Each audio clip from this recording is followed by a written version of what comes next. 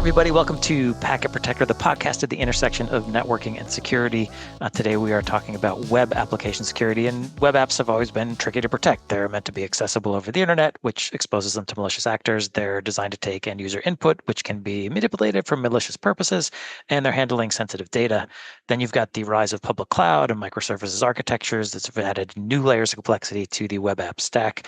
And if that wasn't enough on your plate, now organizations are rolling out web applications that incorporate chatbots and language models and AI agents. And while all these tools create new ways for businesses to serve and engage with customers and partners and employees, they're expanding existing attack surfaces and introducing new ones. Hello, prompt injection. So today on Packet Protector, we're talking with sponsor Fortinet about how to rethink web application security as the industry gallops headlong into the new frontier of AI. JJ, did anything jump out to you about this conversation? Really just maybe, well, there was a lot of stuff I learned, frankly, but I think the interesting point of the move from like the traditional WAFs, I mean, those of us that have worked in networking space, like we've heard about web application firewalls for, years, decades at this point.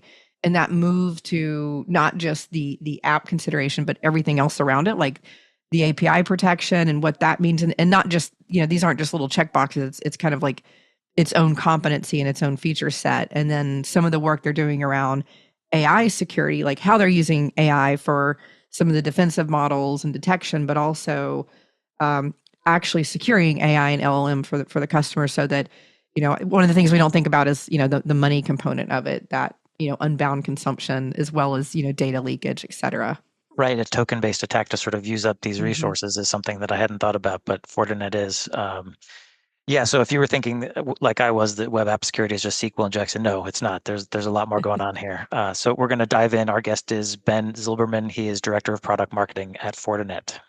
So Ben, welcome to the podcast. We've seen application architecture shift faster in the past 3 years than the previous 10. How has that changed what it actually means to quote unquote secure a web app today? There are so many different ways to answer this, Drew. There are so many changes and shifts. There are shifts in the way that organizations develop applications today. New application development lifecycle practices, continuous deployment, continuous integration. I'm sure you've heard all these terms before. So there is this influence of the just the process and the personnel that's involved in the process. There are obviously new technologies that emerge. We see a lot of ecosystems that between applications and services that just interact via APIs and share information, and a lot of automation integration that goes under the hood, which is not visible to the end user. Obviously, applications dispersed across cloud and multiple environments. Other architectural changes like the shift from monolithic to microservices and many more. So just choose your favorite one. We can delve into it. So, Ben, you were talking about microservices, and I think that's one of the questions. How has the adoption of public cloud and the different microservice architectures affected the risk of web applications? So there are risks on multiple levels because of those shifts. First, it's more complicated because of just the architectural, the structure of the application. You mentioned the public cloud, so we're looking at applications that run across multiple environments or just interact from one cloud to another. Each cloud provider requires work with their tools and make some adjustments. So it's really hard to deliver a security policy which is consistent. There are always loopholes and blind spots that are created. I mentioned that many application ecosystems interact with each other via APIs, right? And exchange a lot of information that's not always visible. A lot of these APIs are shadow, and companies, businesses, they do not always know, the full list of the API endpoints that they had. You asked about microservices. So each microservice runs on a different container. The security has to be more granular if you want it to be accurate, if you want it to be adaptive and up to date all the time, because of, as we mentioned, the pace of application development life cycles today.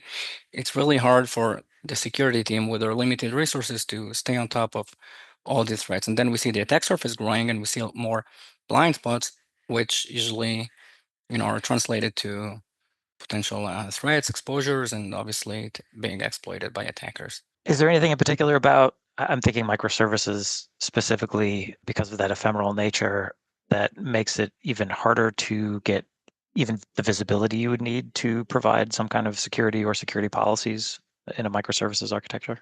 Yes, absolutely. And when you add to that let's think of serverless architectures. Let's take that for example, because it's ephemeral. So there, in the past, we used to have a network when it was all physical, or in a physical data center, you used to have the firewall at the perimeter, and then a load balancer, and then the web application firewall in front of the web server, right? That interacts with the database at the very back end. So Mhm. in this architecture, you have a server that you need to protect, but in a serverless architecture, especially when we're talking about the granularity that microservices requires, there is no server to protect, right? There are only functions like Amazon Lambda that process that sensitive data that the application processes, but you don't even see Mhm. that instance. It's created upon demand and then it vanishes. So yes, absolutely multiplies and adds another complexity factor to the blind spot issue and loss of visibility and control. Now, Ben, this is a sponsored episode, so I'm assuming Fortinet has some solutions in this space. What are you guys doing specifically as it relates to web application security? I'm glad that you're asking that question because we are very well known for our network security solutions and secure networking. This is where you will see us shine, and most of our audience will probably associate us with the firewalls. But we do have application security solutions, quite a portfolio that includes advanced bot protection, that includes rules for AWS, just to complement and make sure that those public cloud users are well protected. We have a cloud web application API protection platform that consolidates all the services together in a very easy to deploy manner. And we have our good old hardware solutions as well for those that are seeking for it. We are a global company and we have customers all around the globe and we can accommodate any requirement. Now, I know it's going to be named Fortis something. What is this portfolio set called? For the apps cloud. Forti AppSec Cloud. Okay, cool. So how is that deployed? You mentioned appliances. Does that apply to this part of the portfolio, or you just talk us through that a little bit? Our web application firewall is called FortiWeb. That's the hardware, or either physical or virtual hardware. And we, at the end of last year, we have introduced our consolidated platform where we took a lot. So we started off with different, like you call them, 40 solutions, and we then created integrations between the different products of Fortinet across the portfolio. To improve that interoperability and have provide our customers with better experience and better security. And then the next phase was to bring all together, instead of integrations, under one umbrella, one single interface where our customers can really control the web application protection across the different environments from a single interface. This is that FortiApps Cloud platform. So it has obviously at the core the web application firewall and API protection with a lot of machine learning, and I'm sure that we'll talk about AI as well, embedded in it to detect zero-day and unknown threats in a high accuracy rate. It has the bot protection. It has DDoS mitigation capabilities in it. It has CDN for those that are looking for that, to couple it with the web application firewall. And just recently, we announced the integration of FortiAI Assist, which is the name of our SOC assistant, the chatbot that provides a lot of good information for customers and help their security teams become more productive with the insights that it can provide. Okay, so you mentioned there is the traditional sort of appliance. If I've got actual physical web servers or virtual web servers, I can put an appliance in front of them. But what about public cloud and microservices? Obviously, I can't go install a hardware firewall in AWS. So what do I do there? You can take our image for Kubernetes environments, put it as deploy it as an ingress controller, and control the traffic that goes into that environment. It's not protecting each and every microservice, Hmm. but it protects that environment and managed by the Kubernetes tool. So it auto scales as needed according to the demand to the application. And then for the public cloud, we partner as Fortinet, not only for the web application firewall space, but we partner with all the big cloud providers, be it AWS, Azure, Google Cloud, Alibaba, Tencent, and others in APAC as well. And obviously those that deploy or resell their private cloud solutions. So with a variety of service providers, and then Hmm. customers have a choice between the virtual machine. They can license a virtual machine with security subscriptions or choose that SaaS-based service that I mentioned for the Apps Cloud, where they can just divert the traffic to us. We'll clean it regardless of where the application is deployed, and they will get the clean traffic to their app. And you also mentioned API protection. Can you talk a little bit more about what that is, what you're offering? Sure. So we use, like, if we were having this conversation 5 years ago, we'll talk about WAF. We'll call it WAF, Web Application Firewall. Mhm. About at that time, the term WAF has started to emerge, and WAF has evolved to four core use cases. So there's the web application protection, API protection, bot management, DDoS. These are typically the four pillars of WAAP, WAP. And API protection is one of the key use cases. Actually, when we ask customers, sometimes, from time to time, we run these surveys, and API protection is the number one concern, because applications have APIs, or application programming interfaces, in Mhm. case there's somebody in the audience that does not know that.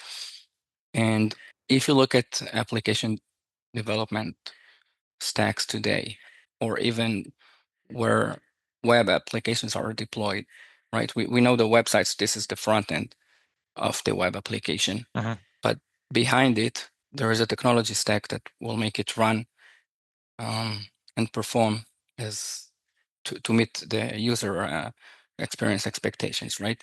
So a lot of these different, in order to create that optimal experience for the user, businesses utilize multiple systems, multiple services, a lot of third-party software, sometimes open source code, and today machine learning. And all these components, they interact via these application programming interfaces in order to eventually provide the internet user with what they want. So considering the large amount of APIs in more complex systems or web apps, this is becoming a liability for the organization, because a lot of these APIs are not always in use because there are so many changes, and the development and patching Mhm. or deploying a new version and release cycles are so dynamic today. So sometimes these applications just become APIs become shadow APIs, right? So it's really hard for our customers to monitor how many API endpoints they have.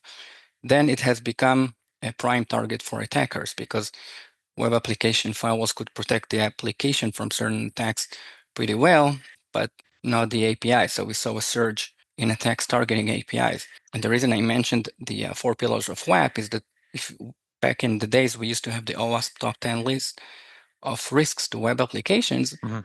now there is a list for APIs, for bots, for LLMs, and the old list for web apps.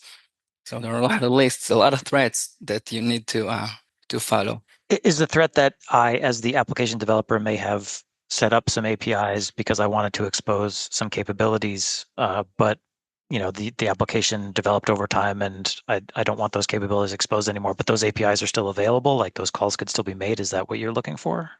Or is it more about I'm looking at the calls coming in to see, is this something I want, an API to respond to?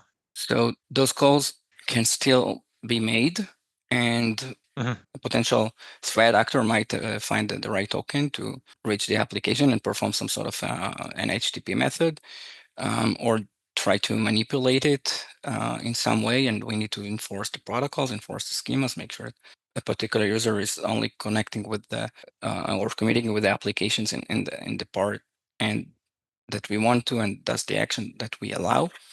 Doesn't delete, doesn't extract any data, and doesn't inject any particular code.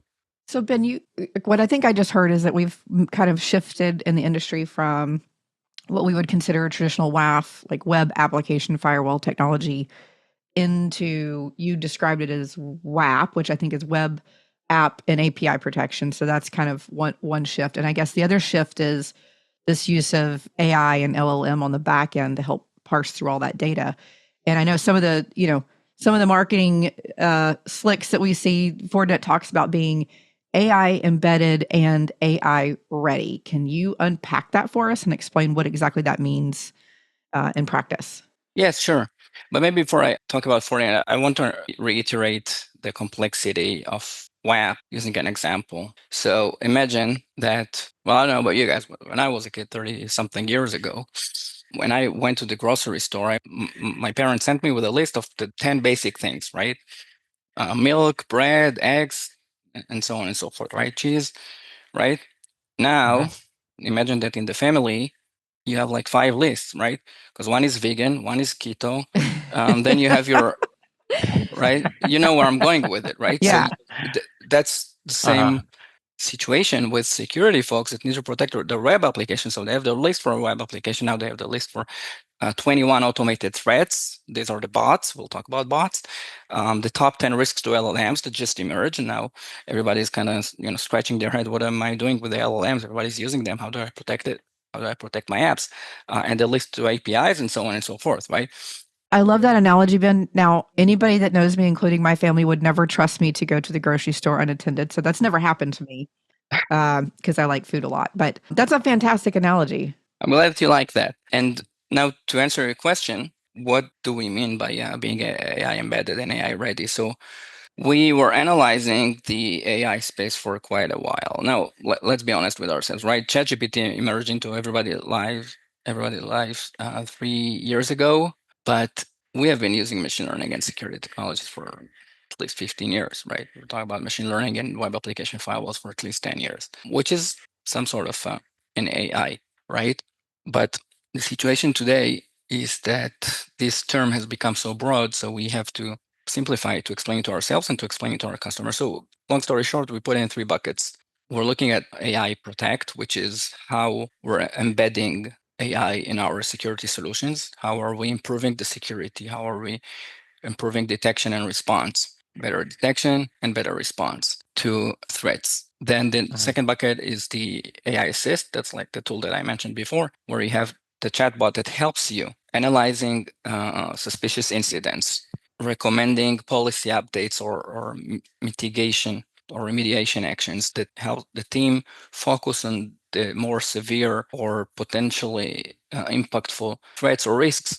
So they become more productive and they reduce the exposure to risk much faster. So this is like a chatbot that a security operations team or a security investigator could use natural language to be like, hey, what's going on in this incident? Is that the idea for the second bucket? Exactly. And I'm glad that you mentioned the natural language. I'll get back to that in a second. So yes, I'm sure that we will see the chatbot in any security product interface in 2 years probably. So this is really helpful and we're getting a lot of good feedback on it. And then the third pillar is what we call secure AI. This is where, and this goes back to the AI ready part of your question, is how to secure those large language models. Now, the challenge there is that because these models are using natural language, it's not a string of a malware that you can create a signature for, right?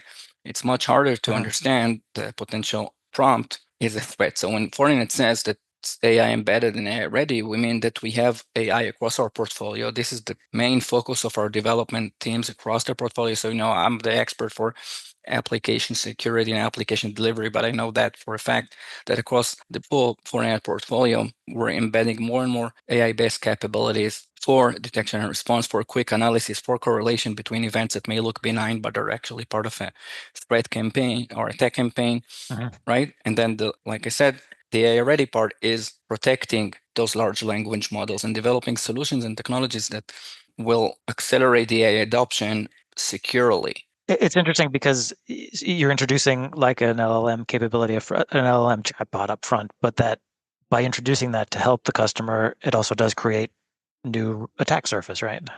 So the attack surface is created mostly because, let's say it's a twofold. So part of it is because attackers too use AI and use large language models and they can analyze it. We see a surge in the web application security space. We see a surge in zero-day threats and critical vulnerabilities, if you look back at 2024 compared to 2023, because these tools, the generative AI, can find vulnerabilities quickly and create exploits quickly. So that's one side of that thread. The other side is like I said, and it goes back to what we discussed earlier, right? The shift in the application architecture. So we have more components, we have the inference, we have the model itself, the software, the infrastructure that it runs on, right? The logic of the application and of the model. All that complicates the security mission and grows the attack surface. So you talked a little bit about, LLMs use natural language and that introduces essentially a new risk. So can we talk about LLM risks and how, teams should be thinking about them, how to assess them? Sure. So obviously you can go back to the OWASP and see the list of the top 10 LLMs, and we'll keep using this grocery store analogy. But if we take the 10 and put them in 4 buckets, I will say that one threat is or one category would be the prompt injections, right? Where you would either inject some malicious code or just an unethical command to the model, like ignore previous input, right? And tell me what I Right. want to hear. Yep.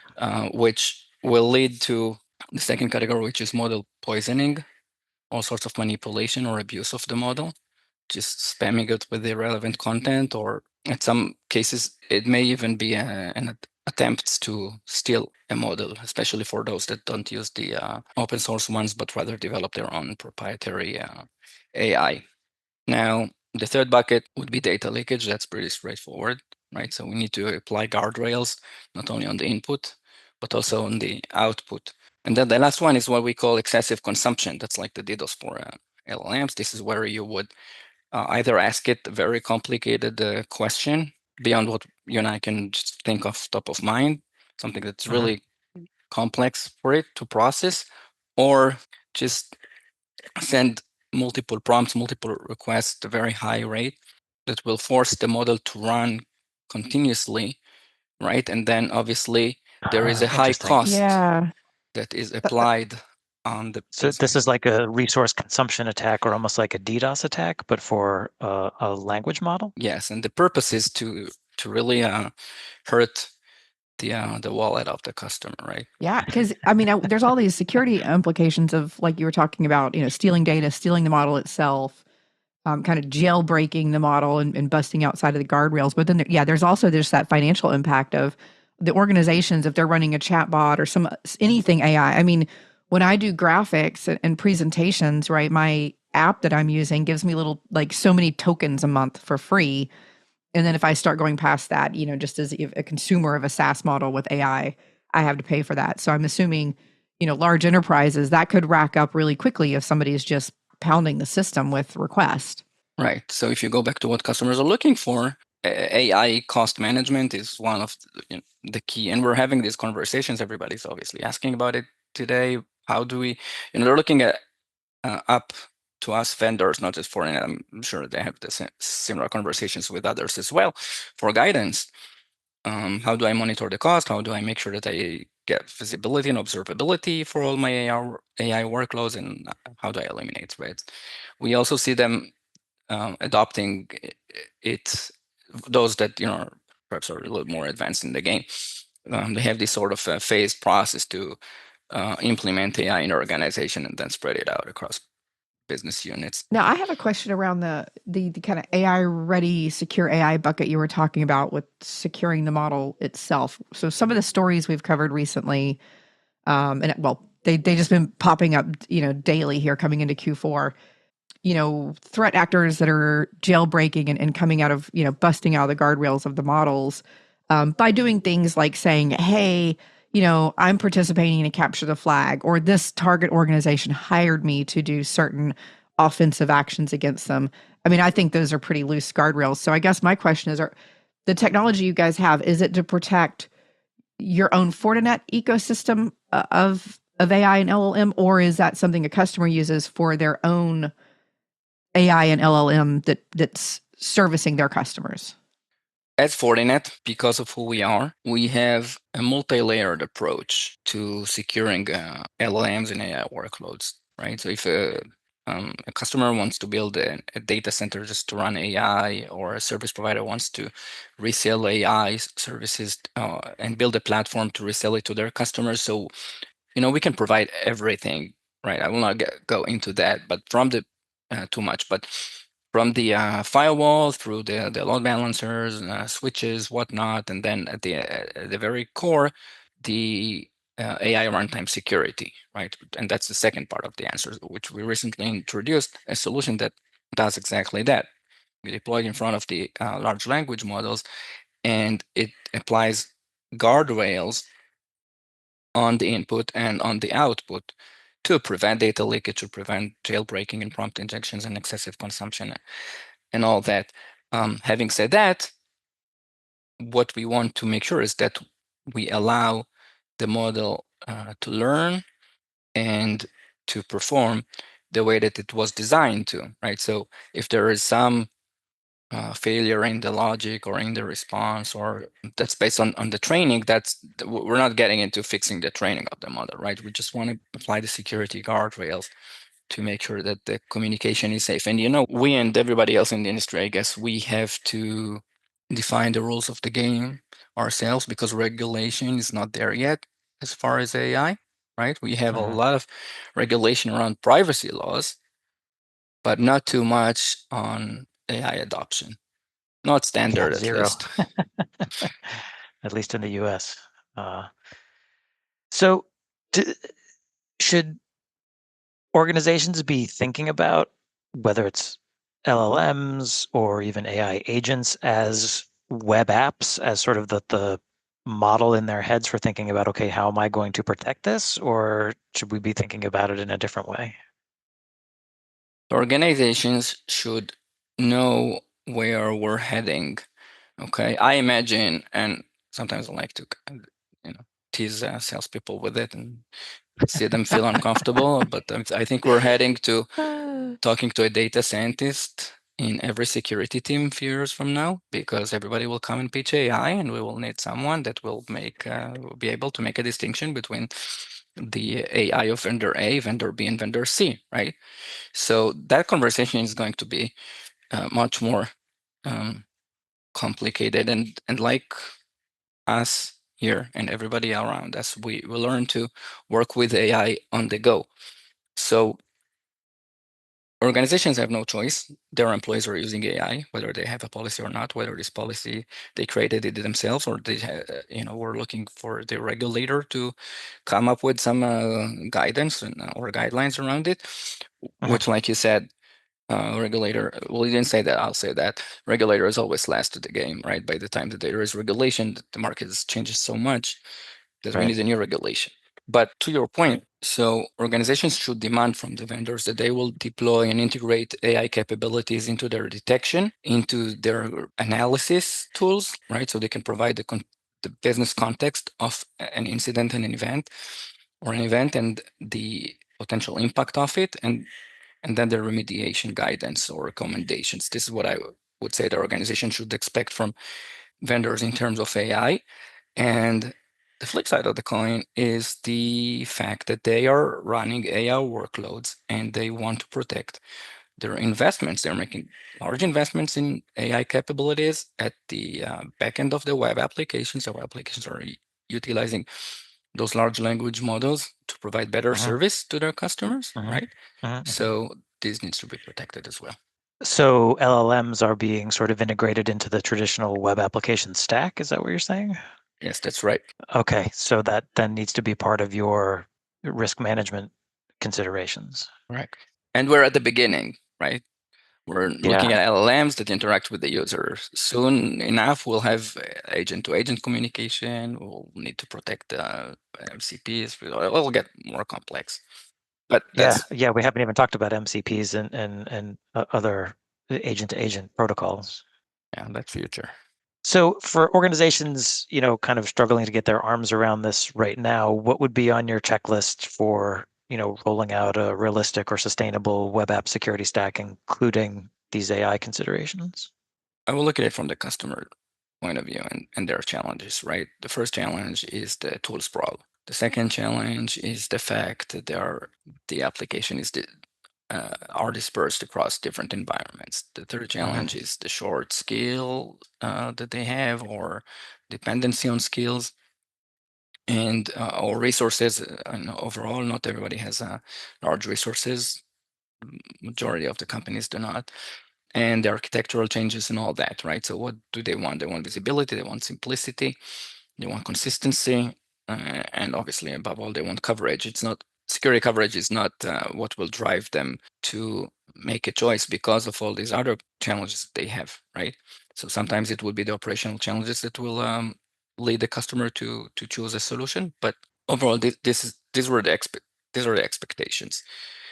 So what I would guide or tell customers is to look for something that's consolidated, right? So they don't have to hire an expert for each one of their solutions in the security stack and depend on that expert, right? So consolidation is really makes the operation the day-to-day simpler. And there are consolidated platforms today in the market. Anything that helps them getting more visibility, whether it's just a technology or an AI-powered technology that will help them identify potential loopholes and risks or analyze events. That should, I think, we're close to a must-have point of that too. And then the ability to work or to be deployed in different technology stacks and integrate well into the ecosystem. So, DevOps have to keep these guys happy as well, right? Everybody knows. Well, Keep the developers happy. Have you ever seen a happy DevOps? Exactly. So they influence the security decisions a lot when we were talking about web application security. So, it has to not create any friction. I wanted to poke into the consolidation too. comment that you made because you guys have some pretty cool reports out there. There's an application security report, a threat landscape report. And I think it was in the application security report. There were some interesting numbers about, the percentage that, over 60% of organizations were using AI for threat detection, stats around application visibility or lack thereof. But about half of them said they plan to consolidate app security tools. And you just mentioned that. And I guess my question is kind of, and you said there's a lot of consolidated platforms. What does that look like? Which pieces of those solutions are kind of getting aggregated into or consolidated into a single platform? Great question.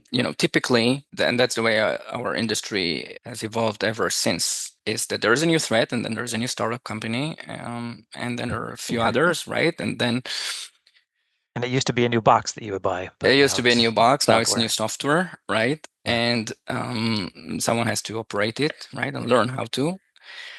Just look at the past year. We talked about the LLM protection. I think there was like maybe 2 billion invested in acquisitions in the AI space. Why? Because we covered, and if you look 5 years back, 2019, there was a series of acquisitions. I'm talking about the web application protection space now.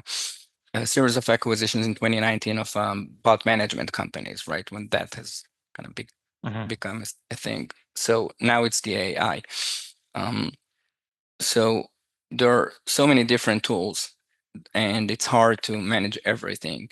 And that's the driver for the consolidation. So when you're looking at threats to web applications and APIs today, we'll talk about the WAF and the core, and part of it is the API protection, which we split into two. It's the API discovery. Here is a catalog of all your API endpoints. Here's what you need to protect. Here are all your shadow APIs, and the protection. The protection better be not only signature based, but or simplistic like schema enforcement and static, but also have some anomaly detection and other more advanced machine learning capabilities in it too.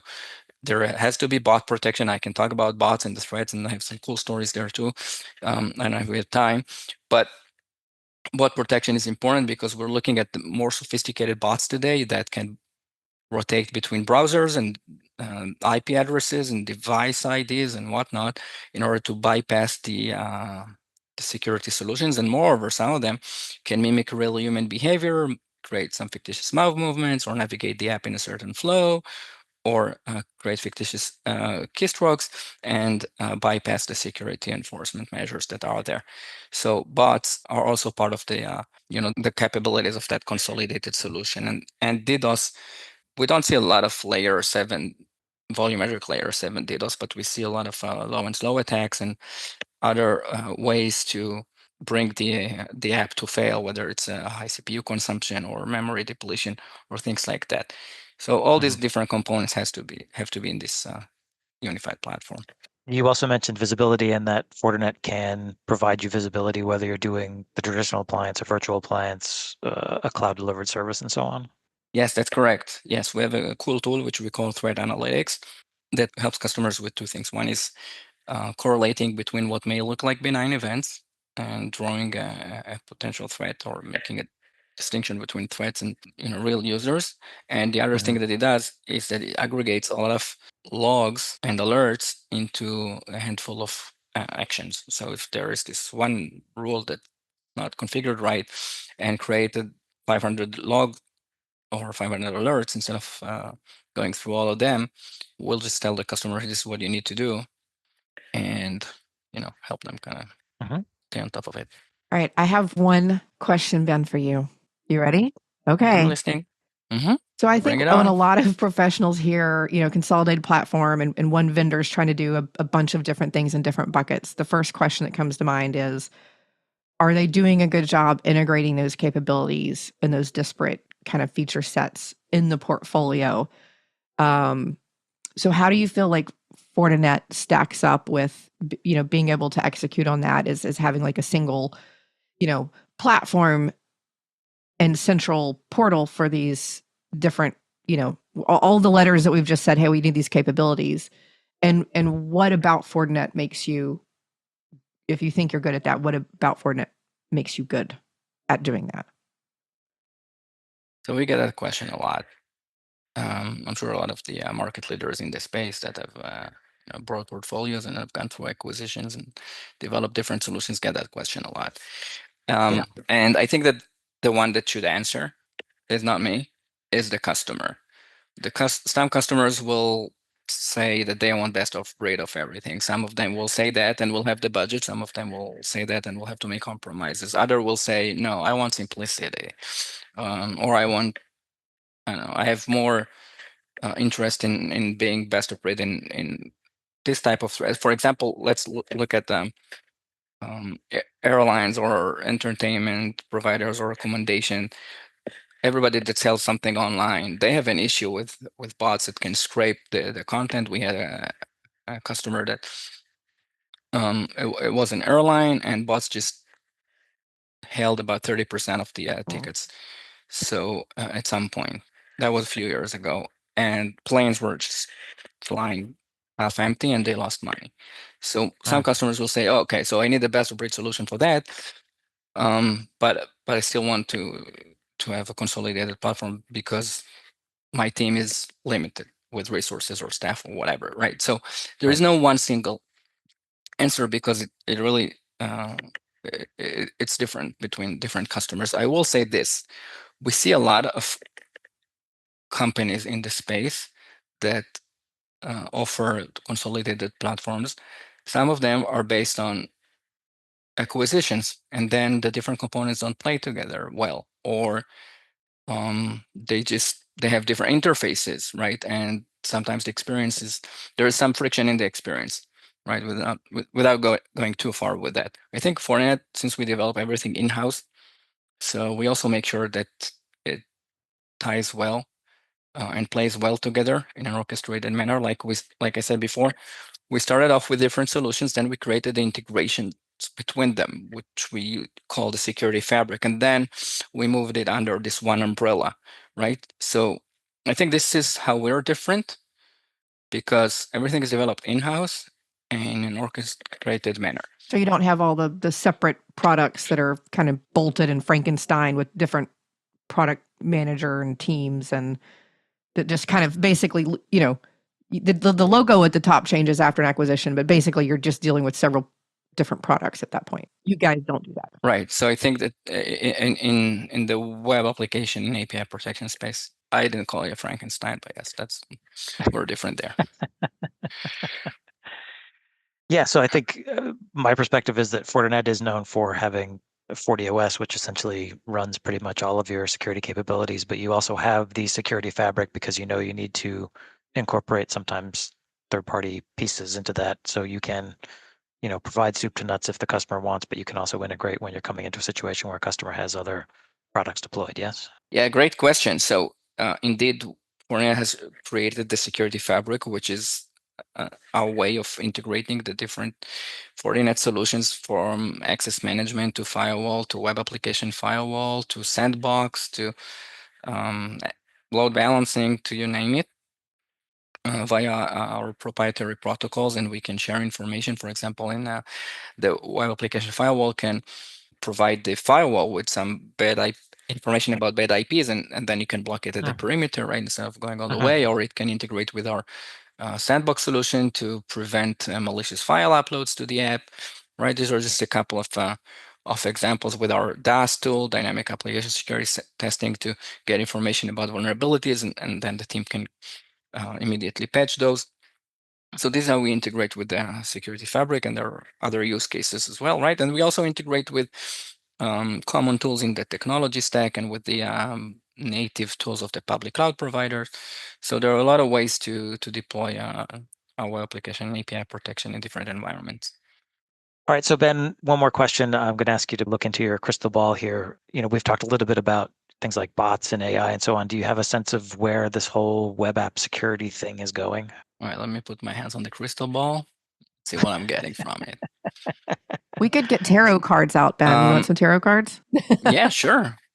The more crystal ball and tarot cards, and maybe another way will increase the risk of being we'll right. stick with your crystal ball for now. Okay, so the crystal ball tells me that we're likely to see more and more AI-based capabilities. So we talked a lot about integrations between software system services, right? We will see this agent to agent, where each agent will be an expert in a specific task, right? And they will interact. They will. I think we can already feel that. I don't know if you guys do too, but users already expect some of the systems to provide more complex tasks. You don't just search a term in Google. You want to get more context and more information, right? So it's the same way when they will interact with web applications. So the logic will be more complex, and the architecture will have to support that business need and that customer expectation. So we will see these agents, and we'll need to provide them with the compute power, with the inference, with there are obviously going to be cost implications to all that. And then I'm not sure how we will be able to really apply the guardrails, because these agents can think, kind of, quote, think for themselves, Quote right? unquote think, yeah. So yeah, it'll be interesting for sure how we are going to govern the that level of complexity in the future. It's not going to be as static as it used to be, or as it is now, for sure. Yeah, I think you hit on something key in that consumers particularly are going to start demanding more of web applications, not just to find information, but for these applications to be able to do things on their behalf with just a few prompts. And that does require a whole lot of back-end complexity that is going to introduce interesting new risks that the web app teams are going to have to deal with. Yeah, that's right. All right, good. I think that's a pretty safe crystal ball prediction. If folks are curious about what Fortinet's doing around web app security, is there some place they should go to get more information? Yeah, sure. Go on our website, look for FortiApps Cloud. You can search for it. It's not so complicated. You don't need AI for that.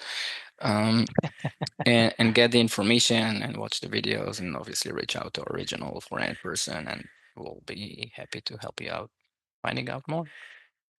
All right, so just go to Fortinet.com and search for FortiAppSec Cloud to get all the information you're looking for. Start there.